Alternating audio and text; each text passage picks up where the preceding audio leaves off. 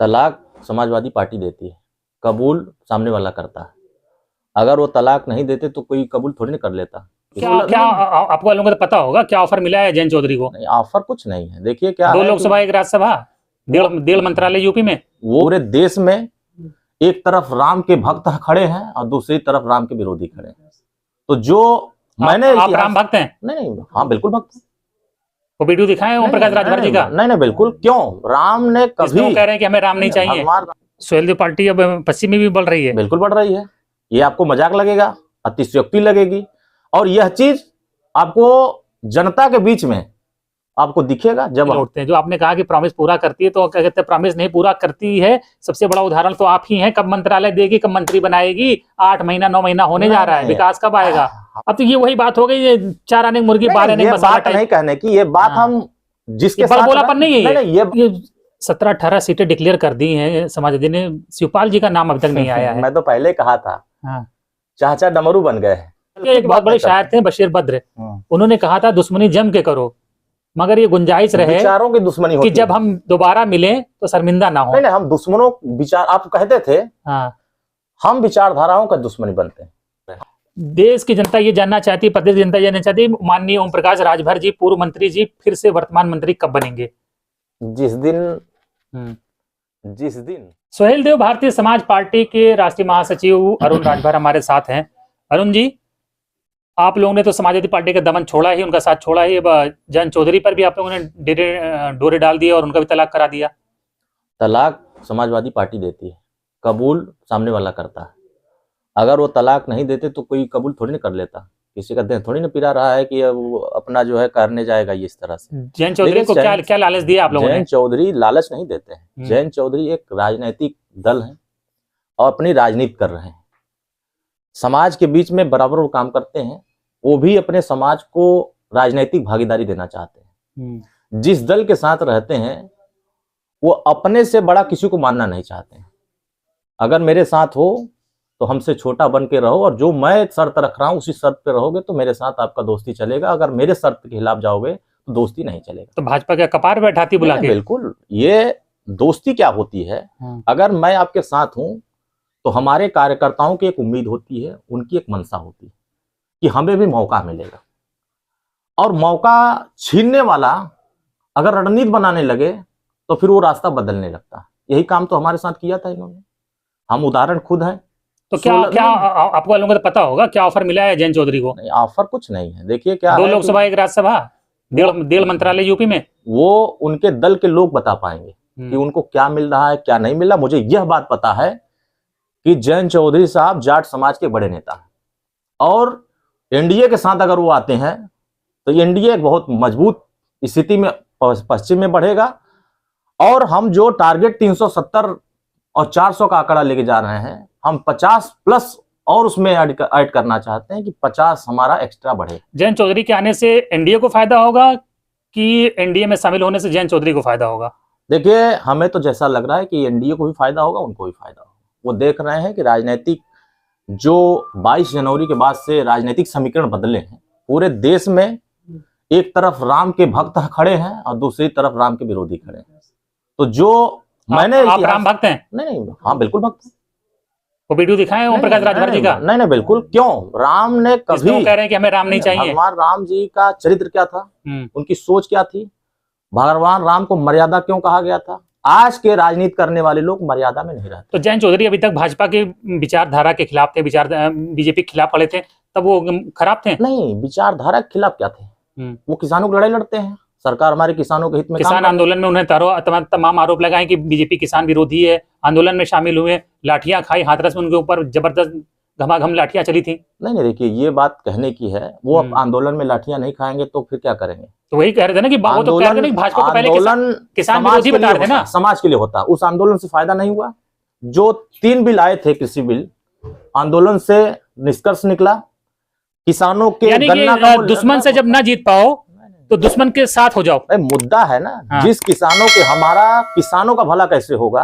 अगर उसके भले के लिए सरकार अगर 20 रुपया गन्ना का रेट बढ़ा रही है तो वो भी देख रहे हैं कि सरकार काम कर रही है। कहीं ये वजह तो नहीं रही है कि देख रहे हैं कि बीजेपी हारती नहीं दिख रही, बहुत मजबूत दिख रही है, तो कब तक विपक्ष में रहा जाए? चलो कम से कम सत्ता की मलाई खाई जाए बीजेपी के साथ चल के, ये रीजन भी तो है। देखिए, हर राजनीतिक दल अपनी ताकत, अपनी मजबूती बनाने के लिए हमेशा प्रयास करता है। सुहेलदेव भारतीय समाज पार्टी पश्चिम में जितनी तेजी से बढ़ रही है, अलीगढ़ में हमने 50,000 की संख्या में रैली किया, तमाम राजनीतिक दलों के पसीने छूटने लगे कि सुहेलदेव भारतीय समाज पार्टी कल तक पूर्वांचल की पार्टी थी, आज पश्चिम में इतनी तेजी से क्यों जनाधार इसके बढ़ रहे हैं। तो जो राजनीतिक दल इनके ऊपर उनके अधिकारों को छीन करके अपने पास रखे थे, अब उनको अधिकार देने का जब समय चल रहा है तो बहुत सारे लोगों में बेचैनी आ रही है। सुहेलदेव पार्टी अब पश्चिम में भी बढ़ रही है। बिल्कुल बढ़ रही है। ये आपको मजाक लगेगा, अतिशयोक्ति लगेगी, और यह चीज आपको जनता के बीच में आपको दिखेगा जब हम अभी कार्यक्रम कर रहे हैं, संभल में जाएंगे। अभी किस बिरादरी में यहाँ पैड बन रही है सुहेलदेव पार्टी की पश्चिम में? देखिए, वहाँ जो अति पिछड़े वोट हैं, अति पिछड़ों का आबादी 39%, लेकिन इन 39% को आजादी के बाद से सिर्फ धोखा मिला। न्याय देने की लड़ाई किसी ने नहीं लड़ा। भले सामाजिक न्याय की बात बहुत लोग करते हैं, जो सामाजिक न्याय वास्तविक देना हो वो जब सत्ता मिलती है तब भूल जाते हैं, और हम लोगों ने पूरा किया है। अच्छा, और सुनिए, ये बात हमने पूरा किया है। तो यानी कि आप ओवरऑल 39% अति पिछड़ों की बात उठा रहे हैं। भागीदारी मिली। 2017 में हम सरकार में थे, हमें 5-6 निगम के आयोग के सदस्य मिले थे। हमने भागीदारी उन सभी जातियों को दिया था जिन जातियों को 75 साल में किसी ने नहीं दिया था। चलिए, हमने मौका दिया, तो वही काम हम कर रहे हैं। आप कह रहे हैं जयंत चौधरी मौजूदा परिस्थितियों को देखकर एनडीए में आए, तो क्या बीजेपी जो उनसे प्रॉमिस किया पूरा करेगी, या बीजेपी जो प्रॉमिस करती है वो पूरा करती है? क्यों नहीं करती है? आप ही हमारे सामने बैठे हैं, कोई उदाहरण नहीं किया पूरा। ये बात आप कहेंगे कि हमें मंत्री नहीं बना रहे हैं, तो ये दिमाग में आ गया होगा। प्रॉमिस तो था ही। ये प्रॉमिस नहीं था। देखिए क्या है, मंत्री एक विषय नहीं है, उससे बड़ा विषय ही कुछ नहीं है। कोई विषय नहीं। मंत्री अगर हम उसके लिए लड़ाई लड़ते तो 2017 में मुझे छोड़ने की जरूरत ही नहीं पड़ती। हम वो लालच की लड़ाई नहीं लड़ते। नहीं तो 2017 में तो कहा गया था कि जो मंत्रालय मिला था वो अच्छा नहीं था, कोई अच्छा मंत्रालय मिल जाता। हमारे लड़ाई का अर्थ देखिए, पिछड़ा मंत्रालय बना दिया। नहीं, हमारे लड़ाई का मतलब क्या निकला कि हमने इतनी संघर्ष किया, रोहिणी कमीशन गठन हुआ, हमने इतना संघर्ष किया, राष्ट्रीय पिछड़ा वर्ग आयोग को संवैधानिक दर्जा मिला। अब हम संघर्ष कर रहे हैं कि पिछड़ा वर्ग का मंत्रालय का गठन, राष्ट्रीय पिछड़ा वर्ग आयोग का मंत्रालय। अब सुनिए, अगर ये गठन होगा तो जो 27% में जो सिफारिशें नहीं लागू हो पा रही हैं, उसके लिए जो मंत्रालय बनेगा, उस मंत्रालय में जितने भी सदस्य बनेंगे उस पर गंभीर चिंतन करेंगे। रोहिणी कमीशन का रिपोर्ट के बाद तो मुद्दे देखिए, सामाजिक मुद्दे हैं। सामाजिक न्याय समिति की रिपोर्ट लागू कराने के लिए हमने कितनी संघर्ष किया। आपको संघर्ष क्या है? मोदी जो कह रहे हैं कि मुझसे बड़ा पिछड़ा कौन है? अरे बिल्कुल, वो तो खुद ही पिछड़ा है, तो आपको संघर्ष तो पिछड़ों के लिए काम हो रहा है। आपका संघर्ष करने की जरूरत थी जब सबसे बड़ा पिछड़ा दिल्ली में आ गया है। तो नहीं, अगर देश के प्रधानमंत्री पिछड़े हैं, यही तो दर्द सबको है।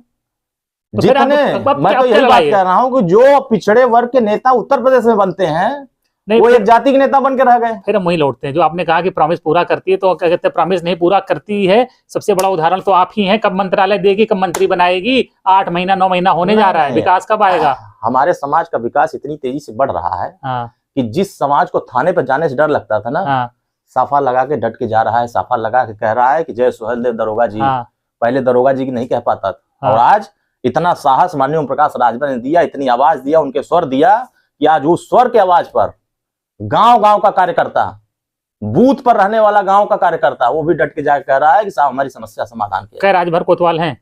अब पूरे प्रदेश में अगर सर्वे करेंगे तो अब संख्या बढ़ रही है। कितने? देखिए, पुलिस की भर्ती आई है ना, इसमें बड़ी संख्या में होंगे। कितने कप्तान हैं, कितने जिलाधिकारी हैं? ये काम तो जिन लोगों को सत्ता मिली उनसे भी पूछना चाहिए कि आप 20 साल सरकार चलाए, कितने कप्तान बनाए, कितने डीएम बनाए, कितने सीओ बनाए, कितने एसओ बनाए, ये तो उनसे पूछना चाहिए। अब तो हमारी जिस दिन सत्ता हार गए, हमारी जिस दिन सत्ता होगी, जिस दिन हमारी सरकार होगी, उसके बाद हमारे सरकार के बाद हमसे पूछेंगे कि आपने अपने समाज को क्या दिया, तो उस दिन हम लोग बता देंगे। अभी हमें सत्ता नहीं मिली। अच्छा, यूपी में तो सत्ता कैसे मिलेगी? अब एक सुनने मारा एक सीट मिल जा रही गाजीपुर, तो एक सीट से मैं समझौता कर लेंगे, सत्ता कैसे मिलेगी फिर? मधुकोड़ा का नाम सुना है? एक सीट से वो अगर वो मुख्यमंत्री बन सकता है। बिहार में हालत देख रहे हैं, मांझी साहब कह रहे हैं 4 सीट है, मुख्यमंत्री बनाने को उनको ऑफर है 4 पर चल रहा है ना, तो माननीय ओम प्रकाश राजभर क्यों नहीं बन सकते? ये सवाल नहीं है। राजनीति में टूटी फूटी सरकार बन रही इसलिए बन जाती है, यहाँ तो 300 भाजपा के लिए ले आती है। राजनीति में कब किसकी क्या समीकरण बन जाए न हम जानते न आप जानते हैं। तो राजनीति परिस्थितियों और संभावनाओं के आधार पर चलती है। कितनी सीट दे रही बीजेपी लोकसभा में इस बार?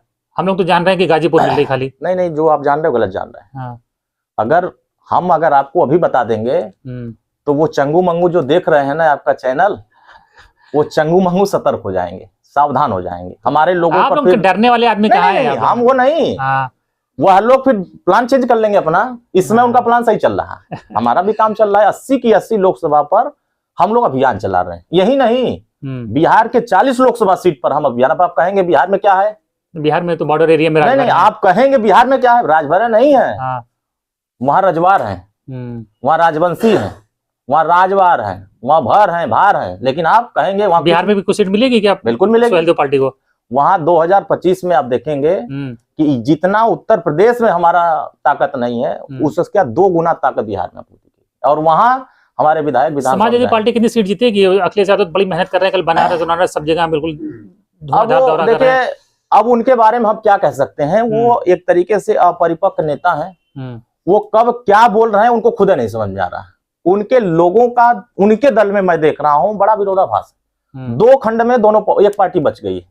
सपा में 2 गोल बन गया। कौन? एक गोल बना है मौर्य जी का। अच्छा। और एक गोल बना है पांडे जी का। तो पांडे जी का बयान चल रहा है ना, वो कह रहे हैं कि हम सनातन के समर्थक हैं, एक कह रहा है हम सनातन के विरोधी। तो दोनों समर्थक और विरोधी अलग अलग लड़ाई लड़ रहे हैं। तो क्या यही तो नुकसान किसको हो रहा है? लोकतंत्र की तो खूबसूरती है, विरोधी भी साथ रहते हैं। और राजनीतिक दल के जो मुखिया है वो क्या कर रहे हैं? तुम संघर्ष करो, हम तुम्हारे साथ हैं। तो वो इससे पूरी कैसे सीट मिलेगी? खत्म हो जाएंगे, खत्म बोले अंडा लेके घूमेंगे, ऐसे दिखाएंगे कि देखो मुझे यही मिला। कुछ नहीं पाएंगे।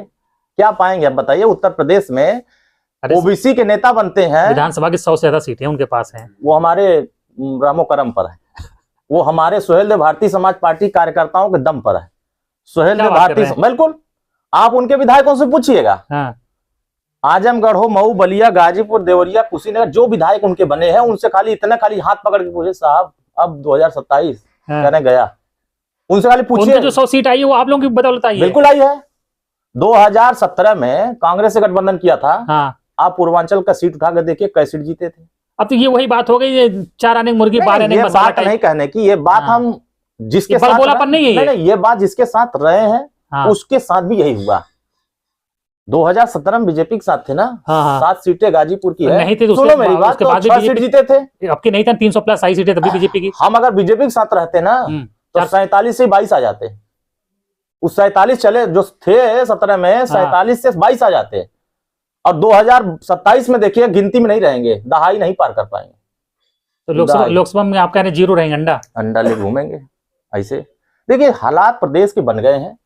देश के लोग मोदी जी की गारंटी और जनता के जो योजनाएं हैं जो बन रहे हैं योगी जी के, मोदी जी की, वो जनता तक पहुंच रहे हैं। आप सीधे संवाद कर रहे हैं। एक तरफ संवाद कहां हो रहा है? जो पूंजीपति है उसके यहाँ संवाद हो रहा है, और हमारे एनडीए के नेताओं का संवाद, जो गरीब है, कमजोर है, जो पीड़ित है, उसके यहाँ संवाद हो रहा है। ये 17-18 सीटें डिक्लेयर कर दी हैं समाजवादी ने, शिवपाल जी का नाम अब तक नहीं आया है। मैं तो पहले कहा था, चाचा डमरू बन गए हैं, वो बस बजते रहेंगे, ऐसे खनखनाते रहेंगे, उनके पास अब कुछ नहीं पावर रह गया। डमरू की तरह बजता रहा। वो चाचा थे, एक जमाना था। चाचा का कद था, एक सम्मान था। हम तो आज भी सम्मान करते हैं उनका, मजे लेते हैं, सम्मान करते हैं, बहुत सम्मान करते हैं। पुराने नेता है, अनुभवी नेता है। स्वर्गीय मुलायम सिंह जी के बाद उन्होंने उनके साथ संघर्ष किया है। वो अनुभवी नेता है, संघर्षशील नेता है। लेकिन वो तो हमने ये सवाल ये पूछा था, जिस उम्मीद के साथ सपा सुमर अपने भतीजे के साथ गए, जिस उम्मीद के साथ गए, हमेशा से उनको सिर्फ और सिर्फ धोखा ही मिला। और ये मुझे बता दे रहा हूं, ऐसे ही धोखा 2-4 और मिल गया तो ये बीजेपी के साथ हो जाएंगे। और वो प्रयास कर भी रहे हैं। भले वो कहते हो जुबान से कि हम लोहियावादी हैं, हम समाजवादी हैं, ये है वो है। आज भी सिक्योरिटी बीजेपी दी है, आज भी बंगला बीजेपी दी है। नहीं, वो बीजेपी बंगला लायक थोड़ी ना है। भाई सम्मान भाजपा कर रही है, इसलिए उस बंगले लायक नहीं है। नहीं, बिल्कुल नहीं है। वो विधायकन है एक। क्या है बताइए? अब अगर हमको बंगला मिल जाएगा तो आप कहेंगे क्या? अच्छा, तो वहां बंगला लेने गए थे, अब वो क्या करने गए हैं? वही लेने गए हैं। वो तो जब पार्टी पीएसपीएल बनाए थे तब मिला था। हाँ, इसीलिए तब कहाँ चले गए? तो क्या कहा था? वही कहे थे, चाचा नहीं कहा था कि समाजवादी पार्टी चोर उचक्कों की पार्टी, समाजवादी पार्टी गुंडों की पार्टी, जमीन कब्जा करने वाली पार्टी है, वही खुद कहे थे। और ये कहाँ गए थे? तो बाबा जी के धर्म नगरी। इतनी गड़बड़ थी तो 2022 में कहे गए थे आप लोग साथ में। गड़बड़ की बात नहीं कह रहे हैं। देखिए क्या होता है, एक नया नारा लेके गए थे, नई सपा नई हवा। हाँ, हवा तो निकाल दिया। अगर वन मैन वन कार्यक्रम बनाकर आप चलेंगे तो जीवन में आप सफल नहीं हो सकते। जिसको भी आपने साथ लिया उसके साथ आपने धोखा किया और उसी का परिणाम रहा। अच्छा, कि आप आपको लोग धोखा इतनी तलखी क्यों दिखाते हैं? जब सपा के साथ कहें तो भाजपा नहीं, की नहीं, अपनी ऐसा तलखी थी ये बात गलत और है। वो उनको छोड़ी तब इधर तलखी हो गए। देखो, हम तलखी एक की बहुत बात बड़े नहीं करते। शायर थे बशीर बद्र, उन्होंने कहा था दुश्मनी जम के करो, मगर ये गुंजाइश रहे विचारों की दुश्मनी कि होती जब है। हम दोबारा मिलें तो शर्मिंदा ना हो। नहीं, हम दुश्मनों विचार, आप कहते थे हाँ, हम विचारधाराओं का दुश्मनी बनते हैं। हम लड़ाई जिस बात की तो लड़ते इतने नहीं, आप सुनो, अल्फाज जो इतने तल्ख क्यों होते हैं? नहीं तल्ख नहीं है, ये कहने की बात है, ये बस सुनने वालों का तरीका सुनने का है। हम अगर इस बात को कहें कि 4 बार सरकार थी समाजवादी की, बसपा की सरकार थी, कभी जाति जनगणना की बात उन लोगों ने अपनी सरकार में क्यों नहीं किया? देखिए, कई वजह क्या चीजें थी? जरूरी तो है कि भारत को आजादी 1947 में क्यों मिली। लोग कहेंगे 1917 में आज क्यों 1917 में मिल जानी चाहिए आज थी। क्यों उस बात की चिंता कर रहा है? हर चीज की एक टाइमिंग होती है, कोई चीजें बाद में उनको ध्यान आती नहीं, है, नहीं, आदमी सीखता है, जीवन प्रयत्न सीखता है। इसीलिए हाँ, अब वही बात, आपकी डेट ऑफ बर्थ क्या है? नहीं, आपकी डेट ऑफ बर्थ क्या प्लेट है? एक कहावत है, आपकी सुनिए मेरी बात, मुद्दे पर है। 90 होगी, 85 होगी, 80 होगी। अब ये कहें कि 70 में क्यों नहीं पैदा हो एक गए? मुद्दा अगर हम इस बात को कहें हाँ, कि अगर बुद्धि आपका सब बिगड़ जाने के बाद खुल रहा है, हाँ, तो फिर आपको बनाने में ना वो बिगड़ा हुआ आसानी से नहीं बन पाता। बिगड़ चुका है, बहुत सारा बिगड़ चुका। अब लोग क्या दिखाते हैं, सुनिए, आप भी कह रहे थे बहुत बीजेपी के साथ दुश्मनी करते हैं। दुश्मनी नहीं करते हैं। अगर मेरे लड़ाई लड़ने का परिणाम अगर आज नहीं दिखता तो फिर आज भी मैं कहता कि ये गड़बड़ है। हमारी लड़ाई लड़ने का ही नतीजा है कि आज पूरे देश में बच्चा बच्चा माननीय ओम प्रकाश राजभर को जान रहा है। बच्चा बच्चा कह रहा है कि ये राजा सुहेलदेव राजभर के वंशज हैं जो अपने इतिहास को लेकर के हर जगह लड़ते हैं। तब जाकर मोदी जी ने बहराइच में सुंदरीकरण कराने के लिए भव्य इतिहास तो ठीक है, भविष्य किधर है? भविष्य क्या है? हमारे आने वाली पीढ़ियों के लिए मैं एक नजीर पेश कर रहा हूं, एक भविष्य दे रहा हूं कि यही रास्ता आने वाली नस्लों के लिए नजीर बनेगा कि जो नेता हमारे संघर्ष कर रहे हैं, इसी संघर्ष के दम पर लाखों लोगों की एक उम्मीद, करोड़ों लोगों की एक उम्मीद, वो उनका विकास में परिवर्तित होगा। ये विकास का जो रास्ता पैमाना तय किया गया है, ये जो देखिए विरोधी क्या करता है, जब विरोधी धराशायी हो जाता है, हताश हो जाता है, जब उसके पास कोई विकल्प नहीं रहता है, तो अति पिछड़े नेताओं को गाली देने लगता है। अति पिछड़े नेताओं को तो कहते हैं सबसे ज्यादा गाली आप लोग देते हैं। हम क्यों गाली, हम क्या गाली दिए? अब वो कहते हैं हमको गाली देते हैं। उन्हीं की बात नहीं देते हैं। उन्हीं की बात अगर कहें, ये क्या कहते हैं, हम लोग पलटू राम है और क्या बदल जाते हैं, लोटा है, ऐसे पलट जाते हैं। कांग्रेस से कहे थे ना मध्य प्रदेश में जाके, कांग्रेस धोखेबाज पार्टी है, कांग्रेस चालू पार्टी है। ये मैं नहीं कहा, किसने कहा? सपा सुप्रीमो ने कहा। कांग्रेस ओबीसी विरोधी पार्टी है, कांग्रेस जाति जनगणना नहीं लागू होने दिया, कांग्रेस पार्टी के नेता चिरकुट हैं। ये हम नहीं कह रहे हैं, ये बात सपा सुप्रीमो ने कहा। क्या आज आज कैसे वो गाली नहीं दिए थे? ये बात तो उनसे भी पूछे कि आप कांग्रेस को गाली देकर के उनके साथ गठबंधन क्यों कर रहे हैं? नहीं, ये तो और ये भी कर रहे हैं कि खाली रायबरेली और अमेठी में ही क्यों चुनाव प्रचार करने जाएंगे? इसका मतलब ये गठबंधन। एक सवाल तो ये भी है कि आप लोग क्या कहते हैं, सोते जागते उठते बैठते समाजवादी पार्टी की ही बात क्यों करते हैं? नहीं, हम समाज, देखिए उनकी कमियों की बात करते हैं। अगर किसी की कमियों की बात न किया जाए, वो भाजपा की बात बंद कर दें। नहीं तो नहीं, वो भाजपा की बात बंद कर दें। रूलिंग पार्टी है, रूलिंग पार्टी हम लोग अगर विपक्ष करने हम अगर एनडीए के साथ हैं, तो हम जो जिनको सत्ता मिली है, पहले पूर्व में जो सत्तासीन रहे हैं, हम उनकी कमियों बताएंगे कि आपने ये काम नहीं किया, इसलिए मैं इस काम को कर रहा हूं, इसलिए आप विरोध कर रहे हैं। देश की जनता ये जानना चाहती है, प्रदेश की जनता जानना चाहती है, माननीय ओम प्रकाश राजभर जी, पूर्व मंत्री जी, फिर से वर्तमान मंत्री कब बनेंगे? जिस दिन अब आचार संहिता लागू हो जाएगी, इलेक्शन आ जाएगा, उसमें बिजी हो जाएंगे सब फिर। जिस दिन ये चीजें जिस दिन होना होगा ना, ये ऊपर वाले नेता तय करेंगे। तो जो एनडीए के शीर्ष नेतृत्व जो होते हैं, नड्डा जी तय कर चुके हैं, अमित शाह जी तय कर चुके हैं। लोग कह रहे हैं फाइल वहां से पास हो गई है, यहाँ फाइल अटक गई है। उसकी चिंता सबसे ज्यादा विपक्ष के नेताओं की हो रही है। हर कोई किसी का, जनता को भी हो रही है। जनता को जो हो रही है, जनता हमारी बात समझ रही है। आपका क्या कहते हैं, जो वोटर है वो नहीं चाहता है कि राजभर जी मंत्री बनेंगे? जब वो समय आ जाएगा तो वही कृपा कहाँ रुकी हुई है? कहीं बन नहीं रुकी है। आप कह रहे हो कि मुख्यमंत्री जी, अब कहना चाह रहे हो कि मुख्यमंत्री से नहीं समझ में आ रहा, तो ये बात कंफर्म कर लो कि इस एनडीए गठबंधन में लाने वाले माननीय मुख्यमंत्री जी, अब आप दुश्मनी पैदा कराओ कि नहीं, मुख्यमंत्री जी नहीं चाहते। मुख्यमंत्री जी उन्हीं के हाथ में है, उन्हीं के कलम से होना है। अभी कल ही सभी नेताओं के साथ बैठक हुई। आप देखते जाओ खेल, झोला खाली हो जाएगा विपक्ष का, झोले में कुछ सामान रखा होगा ना, वो टोते रहेंगे कहाँ गया समनिया।